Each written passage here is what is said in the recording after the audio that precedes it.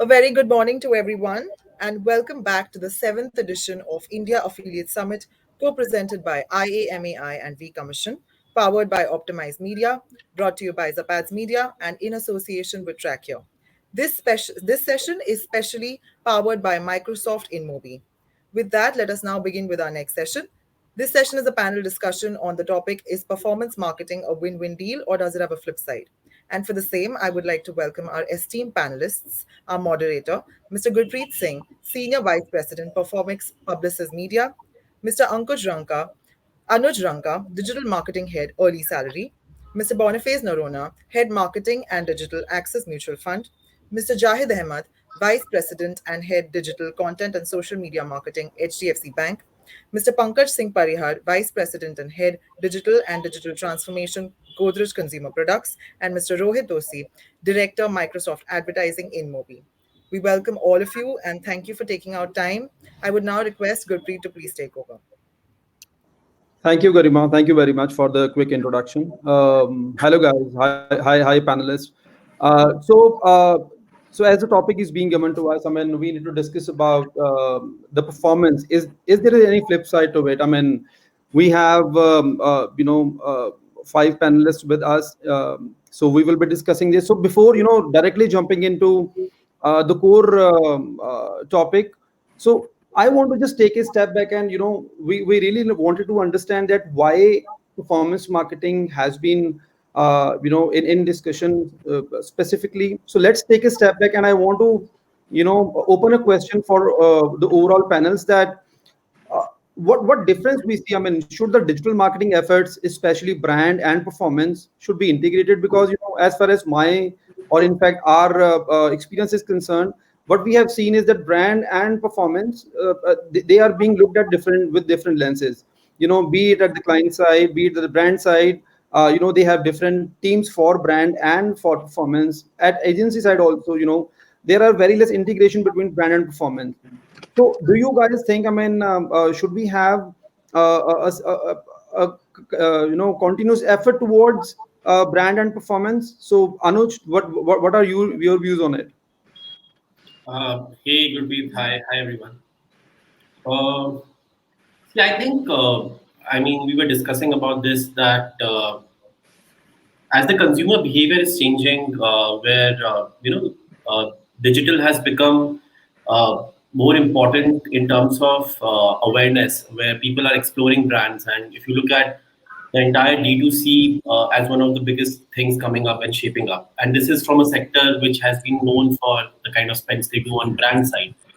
And we see brands which are building on a D2C model, which is building means that there's a revenue which is kicking in, and there's entire growth which is happening. So there is definitely, according to me, a strong positive of collaboration between brand and performance.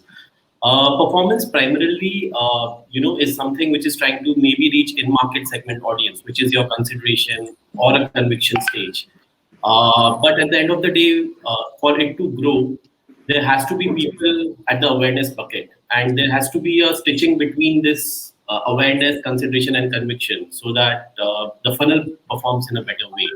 So, according to me, there should be definitely a strong collaboration between the two. Cool. So, Pankaj, I mean, over to you. Considering you are with in a CPG industry. So, what do you think? I mean, I know that CPG industry have been relying heavily on the brand side of it, but recently they have been shifting towards the performance, which is a D2C platform as well. So, do you think that the shift which is happening from brand to performance for the brands? Do you think that we should have an integrated effort towards it? Hi, Gurpreet. Hi, everyone. First of all, thanks for inviting me for this panel. There's no two ways about it. I mean, there needs to be and there will be an integration between the top of the funnel and the bottom of the funnel. No one funnel will be able to deliver what it could potentially without any support from other funnel matrix. So let me elaborate a bit here. Okay, so if we keep doing performance marketing there, the funnel is absolutely narrow there. Okay, you're only talking to, let's say, in e-tail or e-tail business, you talk about 150 million to 170 odd million, depending on who you follow. By the end of the day, you have close to 650 million internet users in India. Okay. And if you're not talking to them, you're only talking to that 150 million users who are actually consuming and shopping on various platforms. You are actually leaving a large chunk of consumers, which are potentially your buyers. Okay. That's a big piece of data which one is missing. So to really have a straight answer to this, there needs to be a consolidated efforts which actually do a complete, full funnel approach for any brand, and that full funnel approach needs to be in, whether it is top of the funnel or mid funnel or bottom of the funnel, it needs to be integrated in that sense. Great. I mean, Pankaj, I mean that's bang on when you touched upon the different funnels, and this is so much a brand or an advertiser can do with the bottom funnel. I think this is an overused segment and overused term as well. Jahid, considering that you have been on a BFSI side from a very long time. Now, when talking about performance, have we really overused the term bottom funnel, or and considering that we are focusing much on bottom funnel, have we ignored the importance of other funnels? Hi. So, okay, I'll kind of give you HDFC Bank's perspective to this entire conundrum. It's like, reminds me of my age. It's a coffee in a toffee or a toffee in a coffee. So this is a never-ending conundrum that's going on. Let me give my perspective to it. I love and hate the quote of John Wanamaker.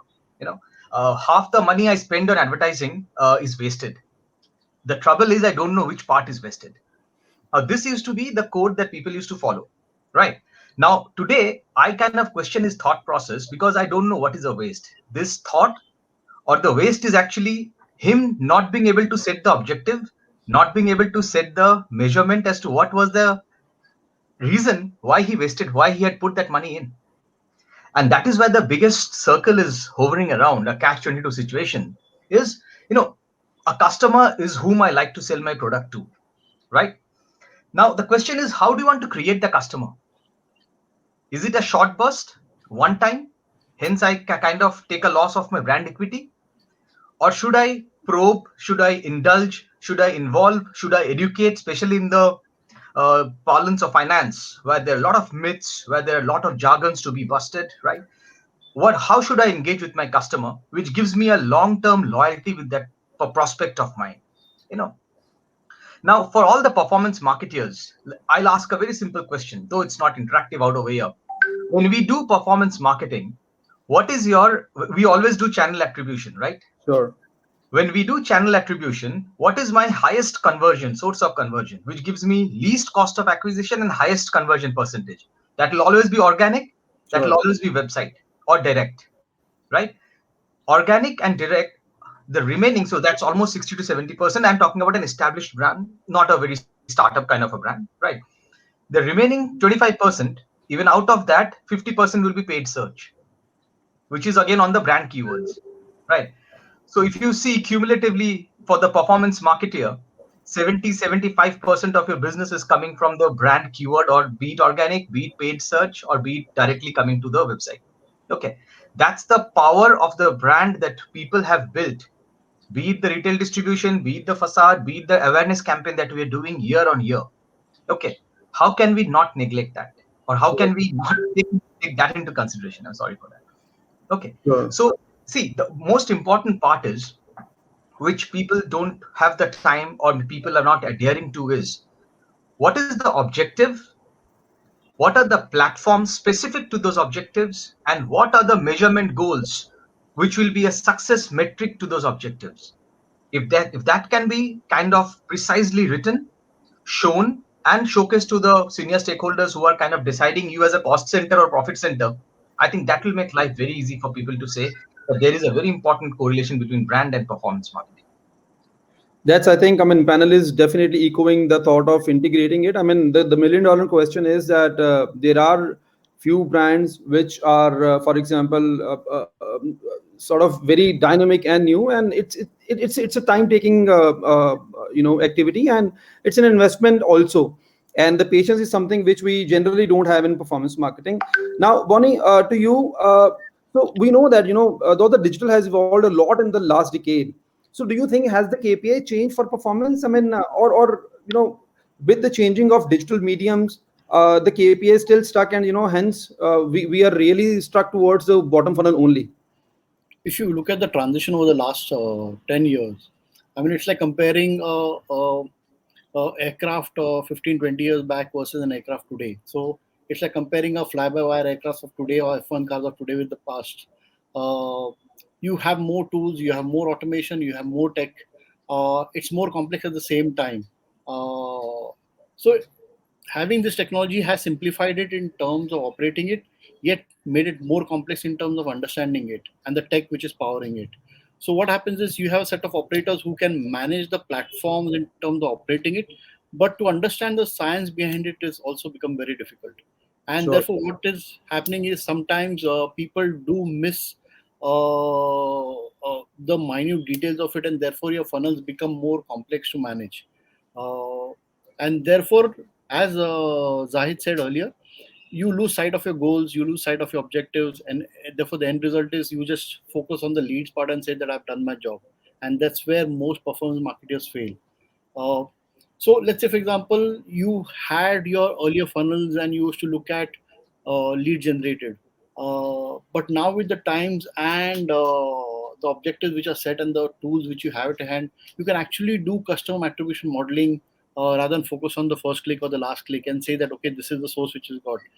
You can figure out what gets you lead in the first place. So you can look at, for example, email getting you the customer to your website, but the customer doesn't transact in the first go, and the customer comes later to your website and then transacts. Now what happens in that, what will you attribute it to, the first click or the last click? And that's where, for example, uh, customer attribution modeling, trying to build attribution models is something which has become a science today. Therefore, if you look at in the past, I used to just look at I have bought leads or I have got this leads to the last click, and therefore this is my source, and therefore this is what I'm going to focus my spends on. Today, it's not so simple as that. Sure. It's become far more complex in that nature. Sure. And then you have real-time data coming in from call center. You have real-time dispositions coming in. You can optimize your media plans on the go. Earlier, you had to wait for the campaign to go get over, and then you used to take the data and then optimize the next campaign. Here, you Sure. can do it on a daily basis. Sure. Cool. Cool. Great. I mean, so I want to have a different perspective, Rohit, from your side. As I mentioned, the digital, as Bonnie also mentioned, it's like comparing really two different games altogether. So we all know that digital has changed a lot in the last decade. Now you have been providing solutions to the brand. So do you think that although the nature of the solution has come a long way, but the KPIs still are the same, which we were running around CPL or CPCs, or is there an intelligent way of putting it together from a client's perspective also? Yeah. So hey, hi everyone. So I think, I mean, there is a lot of evolution that has happened, across digital, right? I think there is a need for marketers or CMOs to now to be able to see where is the dollar getting in and what's coming out. I think what has not really changed is how we are still measuring it when it comes to performance, right? And how we are attributing it. And I think a certain percentage of it or a major fraction of it is also because there is not effective measurement, right, across the funnel. How do you kind of clearly attribute and measure the impact, right? So whatever happens in between top of the funnel and middle of the funnel, there is no assisted attribution to it, right? We tend to have what is there, and what is getting converted at the end of the funnel. So I think there is a lot of evolution that is needed, right? KPIs need to change. I think funnels are getting integrated. The lines are blurring between brand and performance, but still I think, yeah, there is a long way to go in terms of how we really look at attributing marketing spends to different platforms and channels. Sure. Okay, I think we have talked a decent on on the bottom funnel and on the performance. So I do have one, very contrasting sort of a flip side to performance, which I really want to put it in front of you guys, and let's I want to seek an answer. So do you guys think that, heavily performance focused brand missing uh, the moment marketing because of very very hard KPIs? This question specifically comes into my mind if you go past just a month back, when there was a big shout out on the Olympics, that a lot of brands have written on the winning moments of the Olympics from an Indian perspective. So do you think that the brands which are very very heavily focused on the performance because of the very hard KPIs, they are losing very important bit of the overall marketing? Pankaj? Hey, Gurpreet, I can, talk about a couple of examples, which, I mean, while this question is not relevant to me in person, like, because if you look at it, CPG industry, I mean, we do rely heavily on branding and moment marketing. But let me talk about a couple of examples which we did in last 18 months, and couple of opportunities came along. So, May last year was, this particular moment came along and we just latched onto it. And this is nothing to do with, any particular specific day or date. But we saw that Karan Johar had put up a picture of his gray hair on his Instagram, saying that, father or an actor or a director. And he was turning 45 then, okay, in that month. And uh, uh, uh, let me give you a perspective on the category also. So hair color category post pandemic hit, tanked massively, because the category rely on salons and that kind of business. Now when the salons were completely shut, pandemic was in full flow, the category was tanking. We have a big brand called Godrej Expert, which is into hair color, and we were seeing almost high single digit degrowth on the brand. And this came along and we latched onto it, and within 5-7 days, of course it was not like a 1 day moment marketing, but within 5-7 days we reached out to Karan Johar. We convinced him. We said that you're turning 45, why don't you color your hair, look young and stuff. He got convinced, and it was the whole thing was done on Instagram. And the thought was color at home. So we wanted to tell people that you can, within a span of 25 minutes, you can color your hair at home. You don't need to go to salons and stuff. This whole thought of color at home became a big thing for us, and this came from a moment marketing piece. Okay, and I'll tell you that we kept doing on this piece. So we did with Karan Johar, we did with Neha Dupia, we did with a massive amount of color at home only on Instagram, at regional celebs and influencers, which is in Tamil Nadu, West Bengal, Andhra Pradesh. And within six months, from May 2020 to November 2020, December 2020, we arrested the market share loss, and we grew by, you'll be surprised, we grew by 17% on the brand, and everything remained same. So it's not like that TV was also doing its job. So everything remained same from the previous year. The only change we did was moment marketing plus continuous efforts toward the kind of work which we were doing, and that came with a small thought of moment marketing. It was not something like we had thought about it. So 6 months of continuous efforts, doing it at multiple regions, with vernacular, non-vernacular, all of that actually gave us what we could have not imagined, that we will get that kind of return. So this is one big example which I keep talking about it, that has really changed it. And when people ask me, does influencer marketing really help in performance, it has proven, at least in our case, and in a category which is a hair color category. So that's where it is, from the moment marketing perspective. Great input, Pankaj. I mean, I was scared when you said that this question is not directly related directly to you, but I think the solution or the conclusion which you have given it's very apt to the question or to the situation, to all the performance marketers as well, that it's in the head that Google search or the Facebook CPL campaigns or affiliate campaigns can only bring down the cost and give the volumes.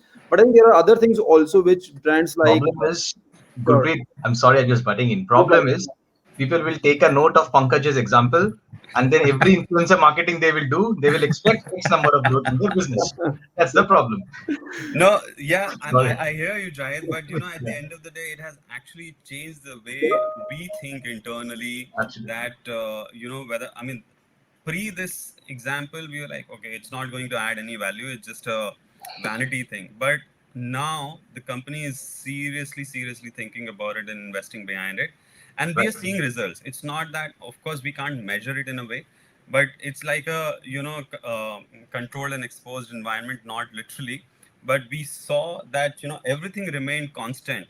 But the only additional thing which we did last year for this brand was this particular piece, and we continuously kept doing it, and we're seeing Yeah. some And really it went great. pretty much viral. I think a lot of us kind of saw it. We got exposed to the whole stuff. Yeah. Yeah.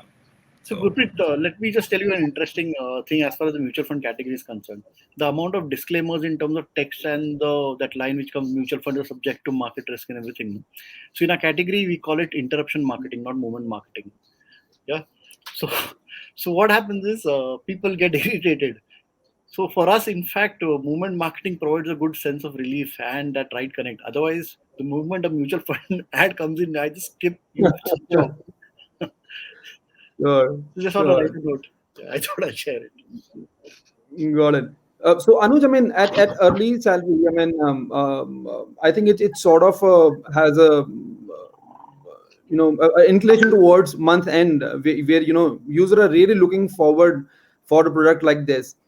Do you think apart from this, there are few moments which your brand has tried to capture, and you have a win-win story, or is it very momentarily thing, which again, as Pankaj mentioned, I mean, to me, a moment marketing generally brand don't give like 6 months. Moment marketing is a moment marketing. I mean, there is a moment you ride on it, 1 2 days, result aata nahi hai, people go away. But I think it's a very genuine effort. It has to be a very longer duration effort to really see the value of it.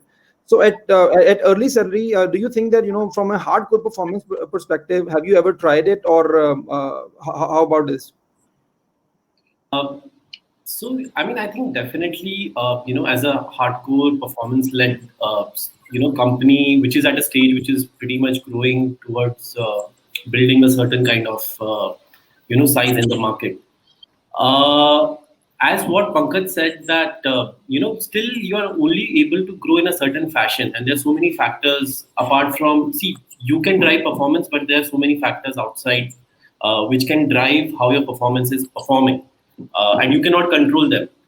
Like for example, Godrej wants to do something big, and they just realize that this is what they want to really go in the space and go wild about it, and you will see a dip in your performance.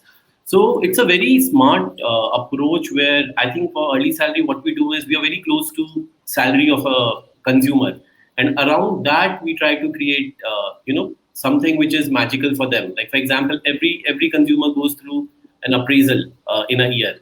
So something around appraisal, which is basically how we just make him feel larger, and how can we as a brand integrate with that event in his life, which happens every year, in such a way that it's larger than this singular way of you look at appraisal. Like that a company is appraising you for all the work you did, but how we can go deeper in terms of financial appraisal, CIBIL score appraisal, like trying to create more. So yes, I mean, definitely, if we don't think that, we definitely feel that we are losing. We Sure. feel that we are losing on something.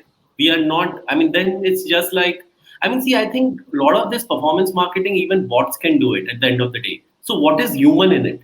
I think understanding and figuring out the larger scope of how a consumer is behaving, to what I think Pankaj gave an example. This is what human adds as a value. Otherwise, though, I think, yeah, I mean, you can train bots to run your performance marketing. Got it. So considering the moment marketing, I think another piece which is very important to discuss for now is the app marketing which is coming up. So, Jahid, what do you think? I mean, for big industries like BFSI, where as you mentioned that the brand is completely established, and this is your brand is really not dependent only on the app.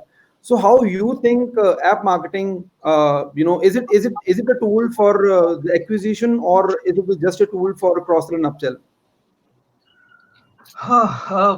See, I think I don't think you can actually kind of unilaterally think of any platform today. Okay, um, there are distinct usage of the app.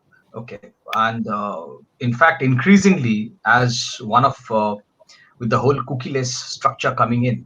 Okay, I think app usage will be more significant to collect first party data. Okay, however, if you see from our point of view, okay, it's a very distinct usage. Okay, the the whole contextual triggers is something which is there to do more upsell cross sell. Okay, and that is obviously the moment of truth, whatever we want to talk about it, and that's where app really comes handy, the contextual triggers. And whenever we want to talk about and reach to the majority of the public, that is where batch comes into process, right? So I think that's where the trigger and batch combination helps us to do a very cross sell upsell as well as an awareness leading to incremental acquisition. So it's not unilateral, it's both coming into handy.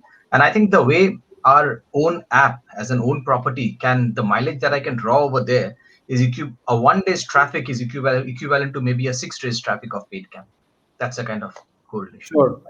So, Rohit, I mean, from a solution perspective, whenever there is a new sort of a brief or a challenge comes to you, specifically from an established brand which has the presence on the web and on the app, so what sort of solutions which the marketers see? Is it largely to get performance out of it, which is a new channel, new acquisition, or is it to do with the retention sort of a strategy also? I mean, what brands come up with the project which generally goes with the app marketing for established brand?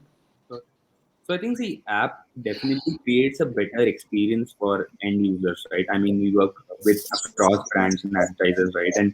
And I think as compared to in-web or any other experiences, in-app experiences are better. There is a lot more attention from the users, right? So definitely whoever or whichever brands have app presence, app marketing is a crucial part of their journey, right? And I think when it comes to just performance, I think it opens the horizon to do a lot more things, because I think having an app and having a customer on your app creates multiple touch points with the customer, right? Whether it's nudge in different forms, or even coming across and sending offers or deals, etc., right?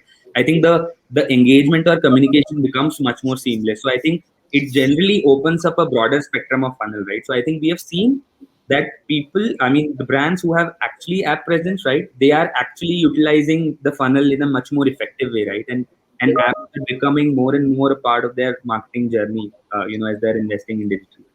Sure. Bonnie, at Axis Mutual, in fact, I mean, so what sort of a role which you guys think that, app is playing in terms of the overall user journey once the user is acquired from your end, or you acquired user via app also? So for us, we don't see the app as a showcase or a separate means for just getting customers. In fact, before pre-pandemic, we didn't have an app. We launched an app in March 2020, just right in time, a couple of days before the pandemic hit. And for us, we want a new users and to come and experience the app as a brand and product via the app. But we also want to acquire new customers on the app. We want them to engage with us, and we want to service the customers and make them stay on the app. So for us, we are very clear about three things. First is that we want a first point of contact to be the app. We want it to be the preferred point of contact, and then over a period of time, we want that to be the only point of contact. Uh, so that is the long-term strategy. And for us, we have created the app as a separate channel by itself. So we are tracking everything end to end. We're looking at ROI. We are looking at business growth from there. The whole idea is that how do you create a sustainable ecosystem in the long run, where you attract or acquire users, you nurture them, you grow them, and over a period of time, those users stay on the app and do everything possible on the app. Uh, so in the last 16 months, from the time we launched the app, almost 25% of our business, digital business, comes from the app, and it is growing almost 2x or 3x of the rate of the website. Uh, it's a matter of time before, in fact, that business will exceed. In fact, in the next 6 months to a year, we believe that it will exceed the website as well.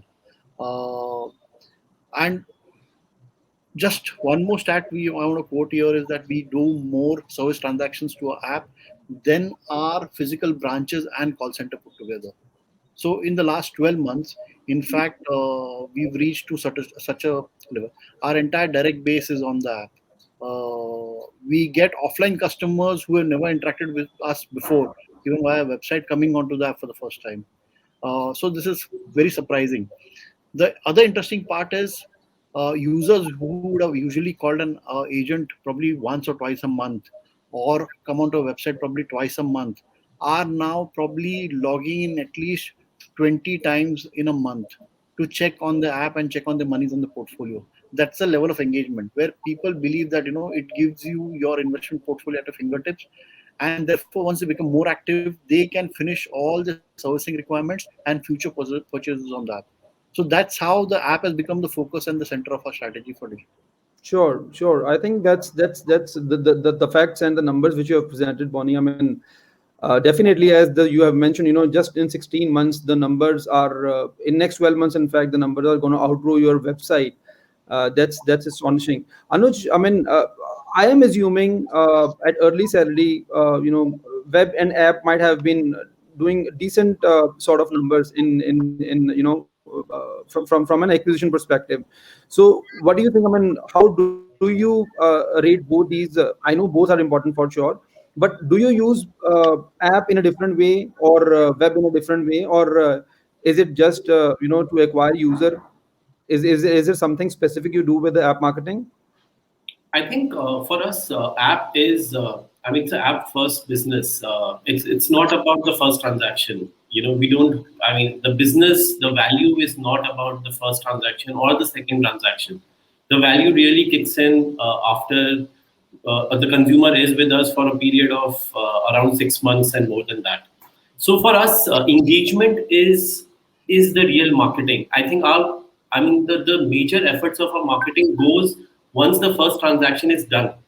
That becomes our awareness bucket again. So it's a funnel which starts after the first transaction has happened. And then we try to look at that how we will again create a level of excitement, engagement, consideration, conviction. It's a second funnel which is again where we focus, and we focus a lot on that because I think acquiring customer is still easy. I mean, when you are giving money, then I mean I feel that it's not. I mean, compared to other verticals, I still feel that it's okay. You can attract a lot of people, and the real challenge is that how they will be with you, because when money is a product, then you really need to make sure that what additional values you add to it. So, app is the most important thing for us, and we have seen that when we acquire customers on app and we make them stay on the app, the lifetime value of a consumer just increases. And one of the ratios which we really focus on is like LTV to CAC. And if LTV to CAC is something which is making a lot of sense, where app being the most important, you could say, part of that ecosystem, then we heavily rely on that. The web journey is just, the web has just become as like a touch point to maybe acquire a lead, like maybe ask these 7 fields or 10 fields. I mean, and I would not say web, I would say it like a landing page, like a landing page which can fit anywhere. But apart from that, the real thing is having the app in the consumer mobile phone and making sure that it's always there. Sure, cool. Zahid, I mean, to brand like HDFC, which is really, really established brand, and millions and millions of customers are there. So I think that this question will be a bit complex in terms of answering from an app perspective. There are so many products that HDFC has to offer. Now, I want to understand that a product like a banking, for example, and same case goes with the FMCG brand also. There are a lot of products are on the shelf. How can this be used, or can app be used as a performance marketing channel itself, from a cross sell and upsell perspective, instead of doing different advertisement on different channels? Have you ever used it on or so I just want to take a view from your side, because there are multiple products which HDFC have to offer, and there is a huge database or a huge user base which you have. So how you utilize this power of app? So I'll break it up in two parts.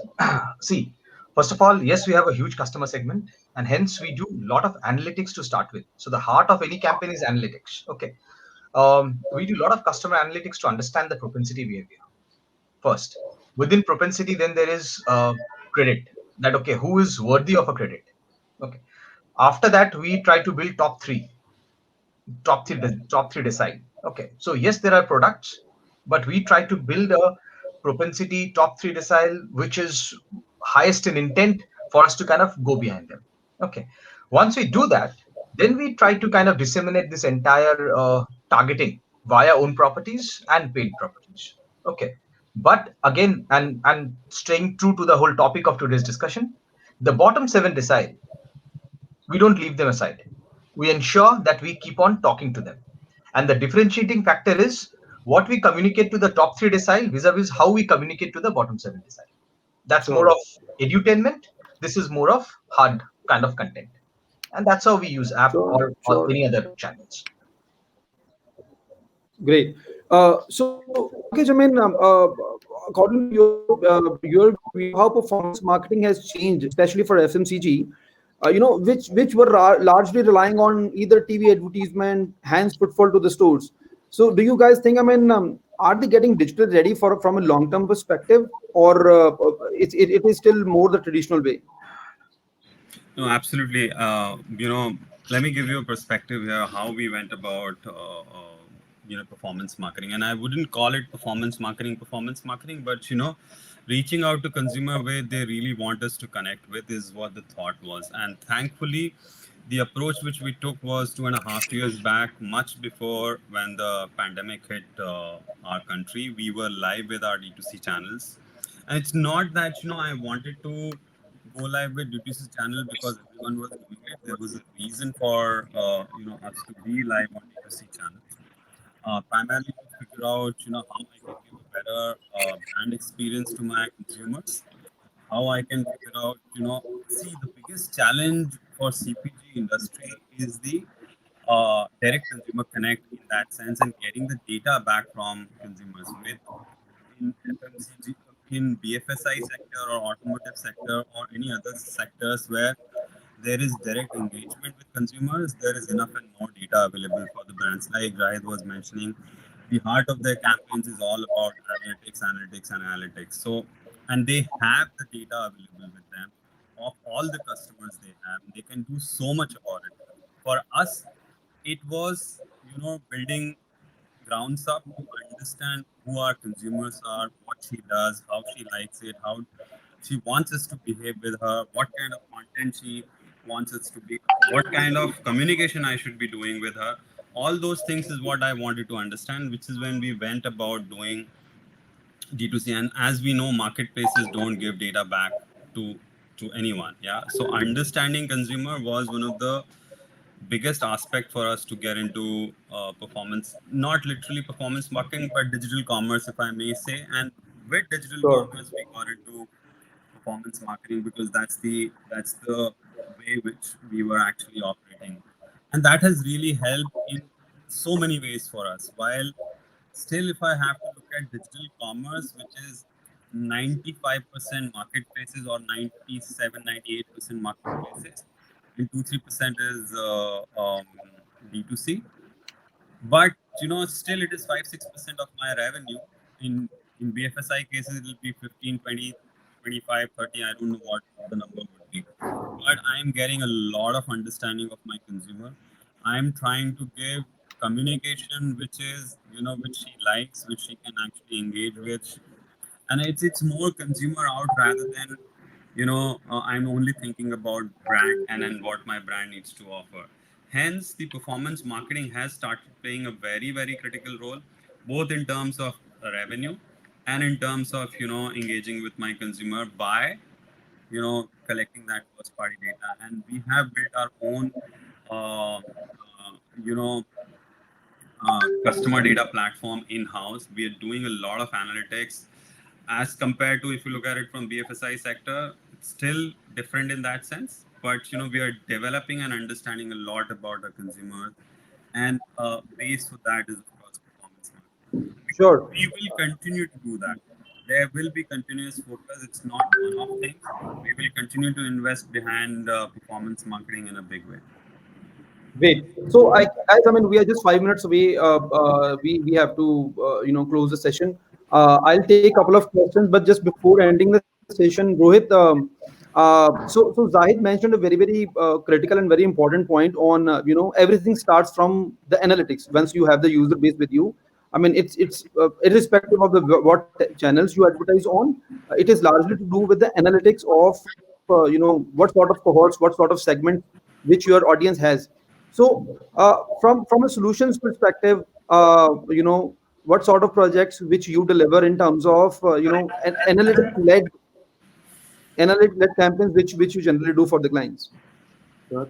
So I think, see, I think other folks have briefly touched on it, but I think data here is the key, right? And I think effectively there are technologies now available to do data segmenting, audience segmenting, right? There are a lot of lookalike modelings that you can do, but effectively, brands have to try out first, right? I think it has to start from somewhere. If the funnel or the cohort of users that you're targeting is limited, then effectively all of that translates to limited reach, right? So there are technologies now available on the data front, right, to kind of increase and focus on users who are interested in your brand, might be interested in something more, right? So we have, the shoppers that we see across our platforms, right, are also video enthusiasts or also OTT enthusiasts, right? So effectively now a user and all the new users that are coming in, right, they're spending so much time across digital platforms, right, that they are actually engaging across different properties. Gaming, I think, is a big one, right, where a lot of users are now engaging, and I think brands are now more open and receptive to trying out and building those audience segments, right? And definitely solutions are out there. So I think like the digital disruption is accelerated, all of the platforms and everything in terms of brand being able to try out is also accelerating at a similar pace. So yeah. Sure. I think, I mean, that's bring us to the point that this is the flip side. There are a lot to do. As we discussed the point that in last 10 years digital has changed a lot, but the KPIs still remain very hard. I mean, there are so many things to try. Pankaj mentioned on how they gained the market share just with the influencer marketing, which generally does not come in top of my head whenever I think of any performance activity.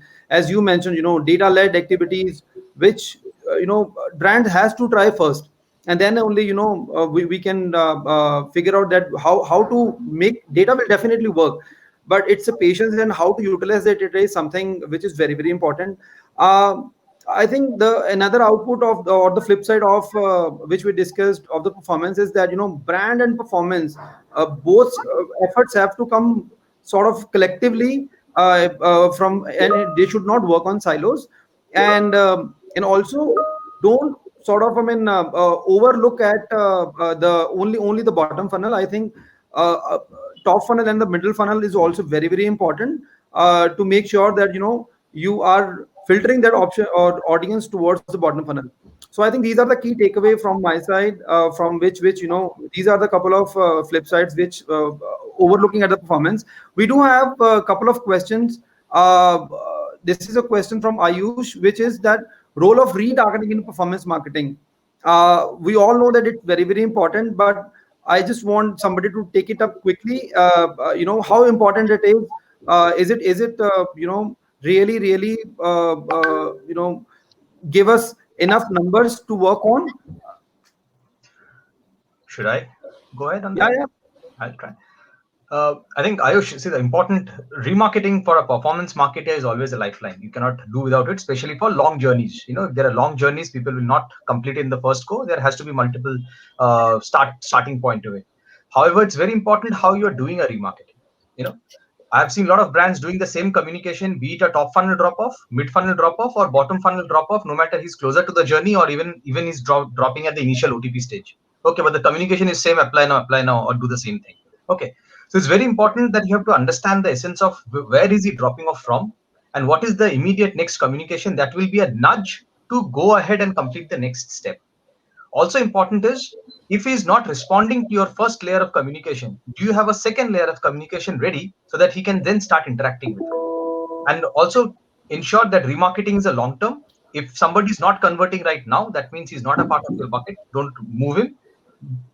continuously engage with him. Maybe more with own properties of email and lesser cost channels, but try to engage with him. That's how remarketing has to be done. Sure. I think we have another minute or so. There is a question on influencer. So, does a standalone influencer marketing on social media platforms have results in categories other than lifestyle and FMCG? Pankaj has given us an example on FMCG specifically, which has worked upon. I think larger influencer activities are being done on the FMCG sector itself, which is the CPG. Gurpreet, I think we should But is ask there him any? what is the result that he's expecting. That's the first question. Okay. Second is, and moment marketing is not necessarily only what Amul does or what, let's say, Pankaj has done. Like, let's say, HDFC Bank done when we saw the whole pandemic situation coming in. We saw the moment, we kind of took precedence that our logo cannot be more than the brand, so more than the society. So we went ahead, took that, leverage that place. We knew society, maintaining safe distance is important. We put our logo on the ground and created the grid of HDFC Bank as a social distancing measure. Okay, and it was on newspaper. It took to convincing to the senior stakeholders that yes, the logo is coming on ground. People are going to stand on it. But yes, it was required. Moment marketing also, when moratorium was announced, people were going crazy to get clarification on moratorium. That was also moment marketing, where we did lot of articles and blogs. Okay, so we have to just ensure what is the moment and what consumers need. They need education. They need some. There can be a congratulatory message, like what happened in Olympics, and then there are a lot of repercussions happening against it. Okay, or it's like a fun factor, the way Pankaj kind of capitalized and leveraged the whole aspect of it. Okay, I'll just add one point here. So, if you're talking about influencer marketing, and we've been seriously doing it and seeing some great results, the thing is, it's not a sprint. Let's understand influencer marketing. The moment you do it at ad hoc basis or a campaign basis, you have lost the game there itself. Okay, it needs to be continuous. It needs to be long term. It needs to be a marathon, not a sprint. So, if someone is actually thinking of doing an influencer marketing activation only for a month or only for 7 days or something, for tactical purpose, I mean, it'll not reap you benefits. It needs to be long term, and which is what we saw it in most of our brands, that we have been continuously doing it from month after month after month after month, and we will continue to do that. And that's when you will see result, whether it is an FMCG sector or any other sector. You need to be at a marathon level, not at a sprint level. That's what influencer marketing is all about. Sorry, just to interrupt you, I mean, absolutely right, Pankaj. So, in an industry like finance, for example, so somebody asked a question whether there's a case for influencer, standalone influencer marketing in a category other than. So, in finance, actually, there is star managers or star influencers who actually swing opinions in terms of which product to invest in, which categories of products, which schemes are doing well, which products are doing well, which asset class to invest in. Now, for us, we can't use celebrities in mutual fund advertising. But what we do is we create influencers of our own, whereas we get our fund managers and our management to speak. And they espouse the philosophy of the brand, they espouse the philosophy of their investment schemes, or they talk about their own investment philosophies and what they believe in. And that's where we use these guys as influencers. One second is what we've done is, as Pankaj said, you can't do this for one singular event, or you can't do it on a short-term basis. So we've actually created a webinar series, which is a branded masterclass platform where we are doing it month on month for different audiences, whether it's a B2B audiences, whether it's a B2B2E audiences, whether it is our B2C audiences. And within B2C audience also, for direct, for regular customers, for our call center telesales based customers. So we are looking at a whole host of segments, and within that we created star influencers, which are our own senior management and fund managers, and that is actually helping us in the long run. And we see these guys engaging, and the moment the webinar gets completed, we have people calling us up on the call center with inquiries saying that I'm interested. That's what the fund manager spoke about, and this is what I'm interested in investing. So that's actually the moment of truth for us. There. Yeah, cool. I think, guys, thank you so much for your time and for your valuable insights. We had a wonderful time. Garima, over to you.